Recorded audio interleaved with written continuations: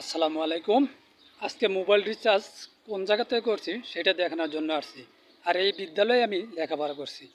তো আপনাদেরকে আজকের তারিখটা সহ, আজকে কত তারিখ, ইংরেজি কত তারিখ সেটা সহ দেখাইতেছি। ঠিক আছে, এই যে দেখেন। তো সাথে থাকেন, দেখতে পারবেন অবশ্যই যে দুইটা সিমে টাকা রিচার্জ করছি। এটা হইলো, এটা কি সিম? সিম তো দেখায় না। আচ্ছা যাই হোক, সিম না দেখালেও এখন 20 টাকা রিচার্জ হয়েছে। আপনারা সম্পূর্ণ দেখছেন, আমি আর পড়া শুনতে পারতে শোনাইতেছি না আপনাদেরকে। তো আমি দেখাইতেছি আপনাদেরকে আরেকটা জিনিস, যে জায়গাতে এই টাকা রিচার্জ করছি, ভ্যাকসিলুর দিছি।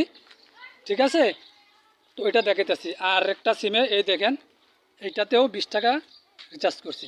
এটা হচ্ছে ইংরেজি লেখা, আপনারা মোটামুটি দেখলেন। আর এই যে দেখেন এই দোকানটা, নামটা অবশ্যই দেখা যায় মনে হয়, আপনারা দেখতেছেন। ওর সাথে ওই ওনার একই বাড়ির দুইজন মানুষ মোটর সাইকেল অ্যাক্সিডেন্টে, না কি গাড়ির অ্যাক্সিডেন্টে মারা গেছিলো। তো ওনার একটা সন্তানই ছিল, মানে ছেলে আর মেয়ে আছে। তো আমার চাচা এখন মনে করেন ছেলে নাই, এই চাচার থেকেই আমার এই মোবাইল রিচার্জটা করছি। দেখেন আমি চাচার লগে এখন আছি মোটামুটি।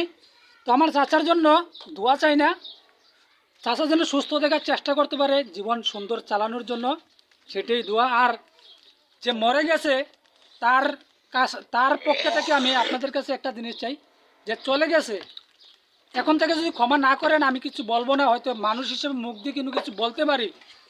ঠিক আছে, যে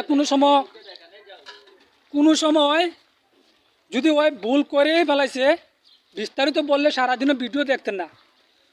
ও যদি কোনো জায়গায় ভুল বেদবি করে থাকে, তাহলে ওনার কাছে আসেন, অবশ্যই আপনার কাছ থেকে একটা সান্ত্বনা পাবে, বা আপনারাও একটা সান্ত্বনা দিবার চেষ্টা করবে।